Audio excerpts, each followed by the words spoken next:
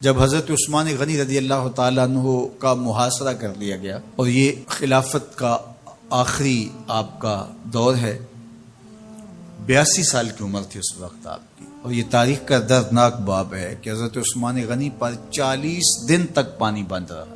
وہ ایک منصوبہ تھا، 3 لوگ 3 مختلف شہروں سے چلے، مصر سے، کوفے سے اور بصرے سے، 1000 آدمی لے کر، اور مدینہ المنورہ میں پہنچ کر کے حضرت علی المرتضیٰ سے ملے، ام المومنین سیدہ عائشہ سے ملے، کبار اصحاب سے ملے۔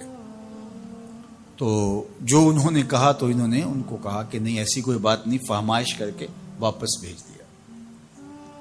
حضرت عثمان غنی رضی اللہ تعالیٰ عنہ پر اقربا پروری کا الزام عائد کیا تھا، تو انہوں نے کہا کہ کوئی ایسی بات نہیں ہے۔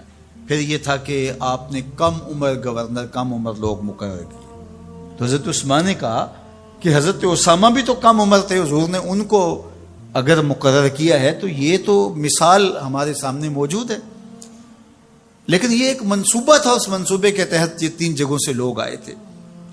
وہ 3 دن کی مسافت کے بعد پھر تینوں واپس آ گئے، تو یہ ایک سوالیہ نشان ہے کہ تینوں کیوں واپس آ گئے، کوئی ایک تو نہ آتا نا، تو یہ سب طے شدہ منصوبہ تھا۔ اور پھر انہوں نے مدینہ المنورہ کو گھیر لیا، اور جس طرح سے بلوائیوں نے حالات پیدا کر دیے، سیدنا علی المرتضیٰ رضی اللہ تعالیٰ عنہ تو شہر مدینہ سے باہر تشریف لے گئے تھے، اور اپنے بیٹوں امام حسن اور امام حسین رضی اللہ تعالیٰ عنہ کو حضرت عثمان غنی کے دروازے پر مقرر کیا تھا کہ ان کو ضرر نہ پہنچنے دینا۔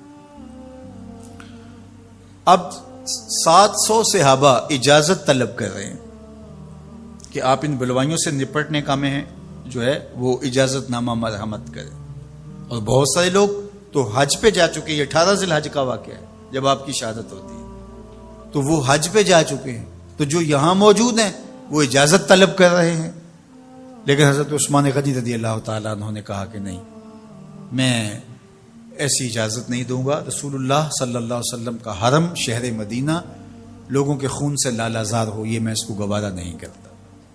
افواج موجود ہیں، اور دنیا کی تاریخ میں آپ کو ایسا نہیں ملے گا کہ اتنی بڑی حکومت کسی کے پاس ہو اور وہ خود گھیر لیا جائے، اور اس کا پانی بھی بند ہو جائے، اور وہ حکم دے کہ نہیں، میرے لیے آپ ایک قطرہ بھی خون نہیں بہائیں گے۔ بلکہ آپ کے غلاموں نے جب تلواریں اٹھا لی تو آپ نے فرمایا کہ میرا حکم ہے کہ تم تلواریں نیچے رکھو، بلکہ میں تمہیں یہ آفر دیتا ہوں کہ جو غلام لڑے گا نہیں اور یہ میرے صحت کرتا ہے وہ آزاد ہے۔ حضرت ابو ہریرہ رضی اللہ تعالیٰ عنہ، حالانکہ یہ پڑھنے پڑھانے والے لوگ تھے، تعلیم و تعلم سے ان کا تعلق تھا، لیکن وہ بھی تلوار لے کے حضرت عثمان غنی کے دفاع میں آ گئے، لیکن حضرت ابو ہریرہ رضی اللہ تعالیٰ عنہ کو بھی حضرت عثمان غنی روک دیتے۔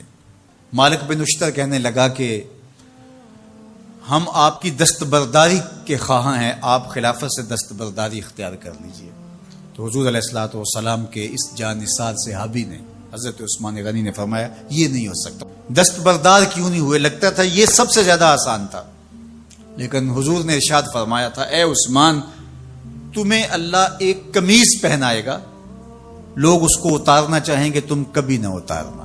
تو اس سے مراد خلافت کی قمیض ہے، اور ان کی شہادت کی خبر بھی اللہ کے محبوب علیہ السلام نے دی تھی، اور اگر آپ دستبردار ہو جاتے تو یہ ایک کھلونا بن جاتا، بازیچہ بن جاتی خلافت۔ چند آدمیوں کے پریشر سے خلافت سے دستبرداری کرنا پڑتی۔ اچھا، ایک یہ سوال بھی پیدا ہوتا ہے، چند باغی تھے، ان کو کس طرح کچل دیا جاتا؟ لیکن حضرت عثمان غنی یہ نہیں چاہتے تھے۔ ایک تو یہ کہ مدینے کی حرمت پامال نہ ہو، اور دوسرا پورے عالم اسلام کو آگ لگانے کا جو منصوبہ تھا، 3 مختلف شہروں سے 1000 آدمی لایا گیا ایک منصوبے کے تحت، اور انہیں لاشیں چاہیے تھیں، اور جو ان کے پیچھے کام کر رہے تھے نادیدہ ہاتھ، ان کا منصوبہ یہ تھا کہ یہاں سے مختلف سمتوں میں، یہ 3 شہر مختلف سمتوں میں تھے، 3 سمتوں میں جب لاشیں جائیں گی تو پورے عالم اسلام کو ہم جو ہے وہ خانہ جنگی کی آگ میں دھکیل سکیں گے۔ تو حضرت عثمان غنی ان سازشوں سے آگاہ تھے، تو سب سے اہون اور آسان یہ تھا کہ قربانی پیش کر دی جائے، اور پھر انہوں نے سن بھی رکھا تھا کہ 2 شہید ہیں، شہید تو انہوں نے بہرحال ہونا ہے، تو لہٰذا میں خلافت سے دستبردار بھی نہیں ہوں گا، اور شہر مدینہ کی حرمت بھی پامال نہیں ہونے دوں گا۔ اور تیسری بات یہ ہے کہ میں خود مظلوم شہید کر دیا جاؤں، تو وہ آپ نے یہ گوارا کر لیا۔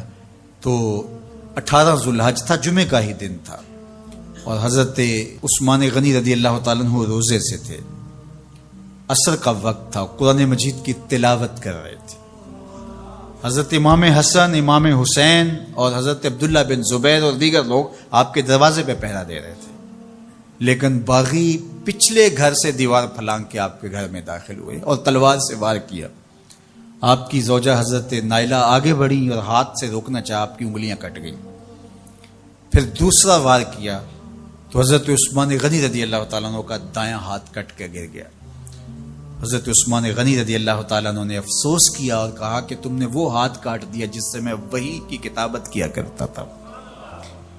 پھر اس کے بعد آپ پر 9 وار کیے گئے اور آپ کو شہید کر دیا گیا، اور آپ کا خون قرآن مجید پڑھتے ہوئے اس آیت پہ گرا، فَسَيَكْفِيكَهُمُ اللَّهُ وَهُوَ السَّمِيعُ الْعَلِيمُ۔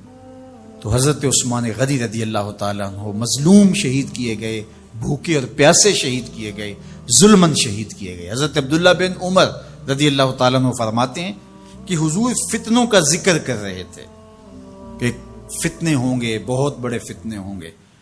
تو ایک شخص نے چادر اوڑھی ہوئی تھی اور وہ مجلس واعظ کے قریب سے گزرا جہاں حضور کچھ ارشاد فرما رہے تھے، تو آقا کریم نے اشارہ کر کے کہا اس دن یہ شخص حق پہ ہوگا۔ عبداللہ بن عمر کہتے ہیں کہ میں اٹھا اور جا کے دیکھا تو وہ حضرت عثمان تھے۔ تو میں نے حضرت عثمان کے چہرے کو پکڑ کے تھوڑا سا حضور کی جانب کیا اور میں نے کہا حاضا حضور، یہ اللہ کے محبوب فرمایا ہاں یہی، جب فتنے ہوں گے تو فرمایا یہ حق پہ ہوگا۔ تو حضرت عثمان غنی رضی اللہ تعالیٰ عنہ حق کی راہوں کے مسافر، جنہیں حضور کی زبان سے شہید کہا گیا، اور شہید کسی کا انجام ہوتا ہے، تو حضور نے فرمایا یہ شہید ہوگا۔ شہید وہی ہوتا ہے جو بحالت ایمان اس دنیا سے راہ خدا میں اپنی جان قربان کرے۔ فرمایا فَإِنَّمَا عَلَيْكَ نَبِيٌّ وَصِدِّيقٌ وَشَهِيدَانٌ، اے پہاڑ رک جا، تو جانتا نہیں تیرے اوپر اللہ کا ایک نبی ہے، ایک صدیق ہے اور 2 شہید ہیں۔ تو حضرت عثمان غنی رضی اللہ تعالیٰ عنہ عظمتوں کے مینار، اللہ اکبر۔ تو یہ حضرت عثمان غنی رضی اللہ تعالیٰ عنہ کا یہ کارنامہ تھا کہ آپ نے اپنی جان پیش کر کے امت کو جو ہے وہ فتنوں سے محفوظ کر لیا اور امت کو بچا لیا۔ حضرت عثمان غنی رضی اللہ تعالیٰ عنہ پہ کروڑوں رحمتیں، کروڑوں سلام۔